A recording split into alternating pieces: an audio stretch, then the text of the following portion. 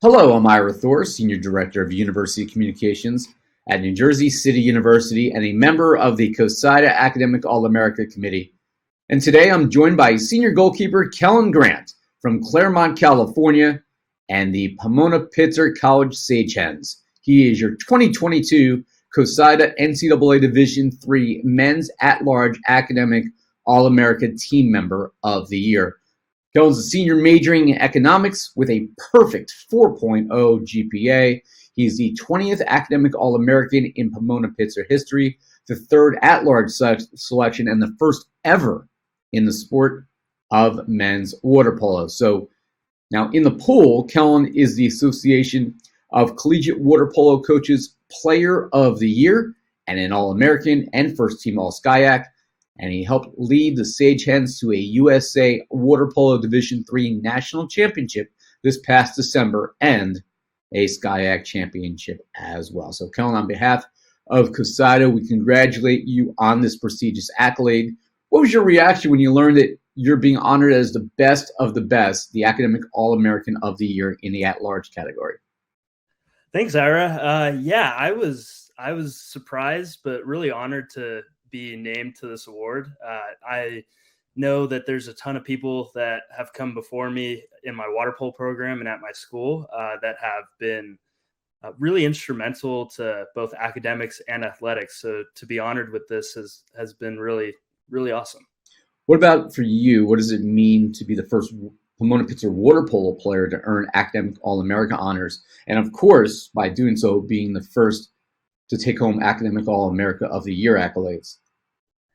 Yeah, it's a huge honor. Like I said, I've had the privilege of being around a ton of incredible athletes and a ton of incredible scholars, both in the classroom and just on my water polo team alone.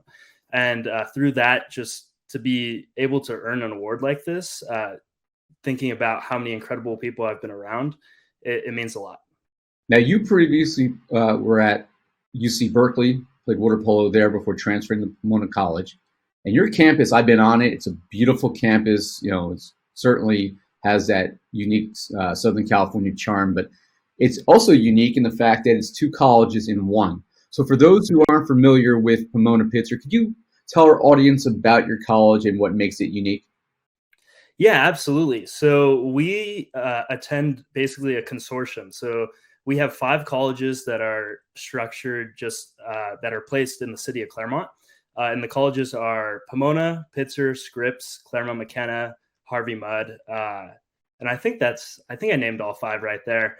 And because of that, we have 2 separate sports teams. Claremont-McKenna, Harvey Mudd, and Scripps combine their sports teams, and Pomona-Pitzer combine their teams.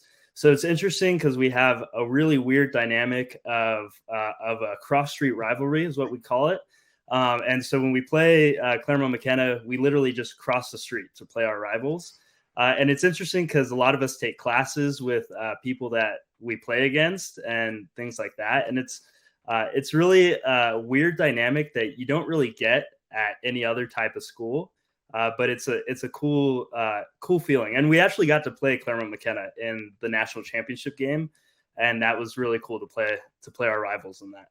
And you certainly have a beautiful campus as well, one of the more unique in terms of architecture. For those who've not been on the campus, I certainly recommend that you go visit Pomona-Pitzer and Claremont-Mudd Scripps as well, as I certainly enjoyed walking around that campus.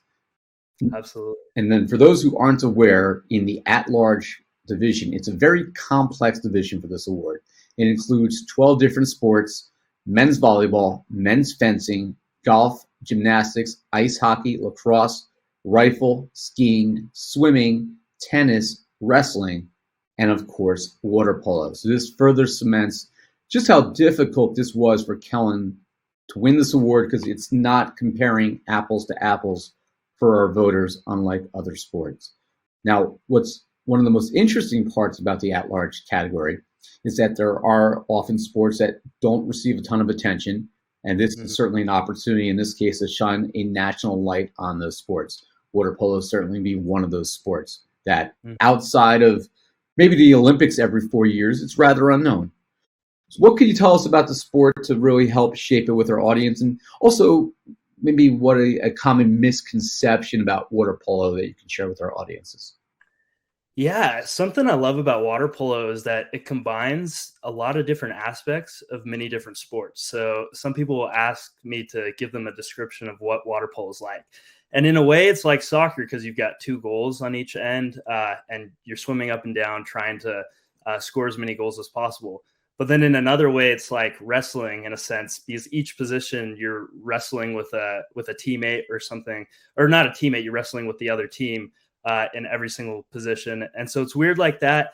And some sort of way, it's like basketball in the sense of there's five people essentially, or six or seven people that are playing at a single time against each other. So yeah, it's a combination of a few different sports, but it's a lot of fun. And yeah, it involves different aspects because you have to tread in the water and things like that. I'd say a common misconception that I hear a lot is people ask me if we really are treading the entire time, if we're playing in shallow or if we're able to touch the bottom or something like that. And when I tell them that we are treading the entire time, then a lot of people will say, oh my gosh, that seems like it'd be impossible. And I think that's the misconception because a lot of people feel like they can't play water polo because they feel like there's no way I could sustain treading like that for that amount of time. But it's actually not. I feel as if it's not as hard as it looks in a sense. I didn't know how to tread before I started playing water polo. And it took about a couple weeks once I learned it, then it almost becomes second nature after that. So I'd say that's the misconception, is that it's super difficult just to sit there and tread throughout the game. Just sitting there and treading is not too bad. It's swimming up and down, which fortunately as a goalie, I don't have to swim up and down. So yeah, that's what I'd say. So now I think we have to piggyback on that. And people are going to ask, well, how deep is the water that you're treading in? It depends. It depends on the pool you're playing in. I'd say at Haldeman, which is our home pool at Pomona-Pitzer, one end is probably, I think, 8 or 9 feet. And then the other end stretches all the way to at least 15, I think. Yeah, so there's not really much of an opportunity to touch the bottom or anything like that.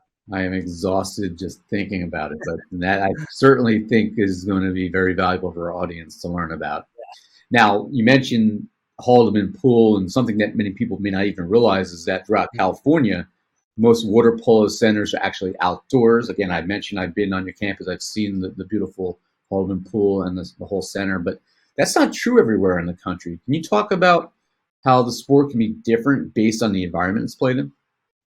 Absolutely. Yeah. So we traveled to Harvard to play a tournament my junior year, I believe. So a couple of years ago or so. And there we were playing in an indoor pool. I haven't had too much experience playing in an indoor pool growing up here in California. But it's definitely different in a sense that I know some indoor pools on the East Coast don't have, they have what they call shallow deep pools. So if you're playing in a shallow deep pool, then it's interesting because the cage is actually bigger on the shallow side because the goalie is able to stand up. So with the goalie being able to stand up, they make the cage bigger so that you have, I guess, a better chance of scoring. And yeah, weird things like that. And it just, I guess, just the atmosphere in general. If you're playing outdoors, you have to put on sunscreen. You have to basically apply all these different things to make sure you're protecting your body and things like that. Or if you're playing back east, you don't have to do that. So maybe you're less slippery in the water, things like that.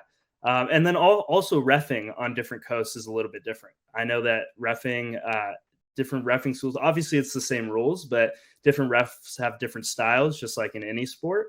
And you'll typically find that a ref from the East Coast will call a game slightly differently than a ref on the West Coast. So it's all very interesting perspective that I don't think many people outside of the sport may know. So definitely appreciate you sharing that during our chance to talk to you today. Now, what will be your, and this is a tough question because you've had so many here, winning a national championship and obviously this award, but what are your most significant memories from having competed as a Division III academic All-America caliber student athlete? What are you taking away from this experience? There's so many. I'd say the biggest thing is the relationships I've made with my teammates. On the morning of the national championship game, a ton of us we're able to get together, especially the super seniors that came back for our last season, able to get together and reminisce on the entire season. And I think it was that day where we really realized that the value in what we were doing wasn't necessarily to win that national championship, but the value really came from being able to be together and actually play water polo. Our coaches had been talking about all season just being able to appreciate the fact that we were playing water polo a year before our season got canceled because of COVID.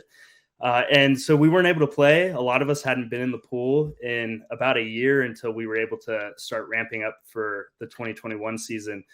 So that morning we were just really thankful to be able to play together. Obviously, it was in terms of specific memories. I'll never forget being able to play in front of such a big crowd for the national championship.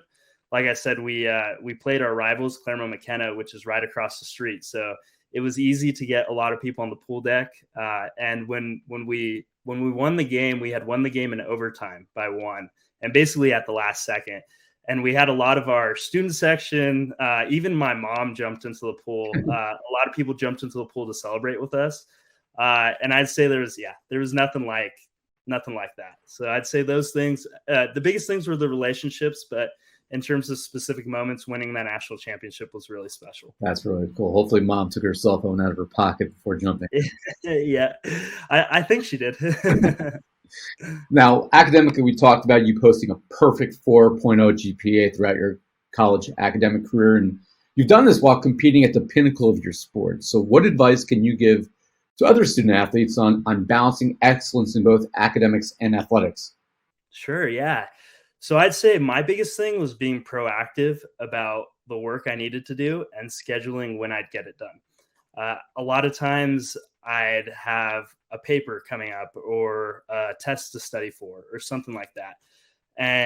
But I know I want to hang out with my friends on Saturday night, or I have responsibilities like going to church on Sunday morning or things like that. And so in order to balance all those things, then I needed to make sure, well, if I have free time, I'm looking at my schedule at the beginning of the week. If I have free time on Tuesday and Wednesday, then I need to be sure that I'm actually working during those times so that when I do reach the weekend and I have different opportunities to choose to do different things, that I've already taken care of the things I need to take care of. So a lot of it came down to scheduling what I needed to do at the beginning of the week and sticking to those plans and then following through with it after that. And that's going to lead to what you're going to be doing next, which is what we're talking about now, which is we know you have another year of eligibility. Mm-hmm. But you've chosen to forgo that to attend law school next year at the University of California in Los Angeles, UCLA. What are your goals after graduating from Pomona-Pitzer, and will we see you back in the pool again? Yeah, I'm really excited for this next chapter in my life. I'll be attending law school in the fall, and in terms of goals, I'm really excited to explore something new. I haven't really studied law before. My major in undergrad was economics. And I'm really just trusting God with wherever he leads me in terms of after law school and past that. So I'm excited to explore something new, and wherever God leads me in terms of what job he wants me to do, whatever it is, I'm really excited about that. In terms of water polo, I'm not exactly sure yet. I've been fortunate to play in some Masters tournaments since graduating from Pomona in December. So I've been able to stay in the pool a little bit. I've been hopping in with some of my former teammates, getting them ready for the 2022 season. So I've been helping them out to train a little bit. And we'll see. I might be able to join a club team at my new school. If not, I might try to join a master's team or something like that. But yeah, still will have water polo in my life in some capacity, I think. And then the last thing we always ask our winners is, nobody gets here on their own. And who would you like to thank in your life that helped you achieve this national distinction? Yeah, I'd say definitely couldn't have achieved anything in my collegiate career without my parents, my siblings, my coaches, and my amazing friends and teammates. Like I said, I made really special relationships, both during my time at Berkeley and my time at Pomona. Wouldn't trade those for anything. And then most importantly, I'd say my relationship with God. And I'm a Christian, and to be able to see just how God's crafted the last 4 years of my life. I can't imagine how. Yeah, I just wouldn't. If you asked me 5 years ago, if I'd expect what would happen during the next 5 years, I'd say not at all. God's completely been in control of my life and has placed me exactly where He's wanted me to be at different moments, and I'm really grateful for that. Well, thank you, Kellan, and it's been really wonderful speaking with you today, and we congratulate you. Kellan Grant, I'm being voted the 2022 COSIDA NCAA Division III Men's At-Large Academic All-American of the Year. Congratulations. Thank you.